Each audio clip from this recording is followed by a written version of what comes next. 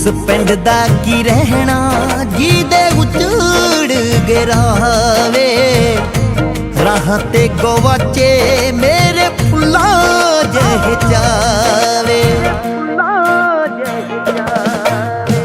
ਉਸ ਪਿੰਡ ਦਾ ਕੀ ਰਹਿਣਾ ਜਿਹਦੇ ਉਜੜ ਗਿਰਾਵੇ, ਰਾਹਾਂ ਤੇ ਗਵਾਚੇ ਮੇਰੇ ਫੁੱਲਾਂ ਜਿਹੇ ਚਾਵੇ।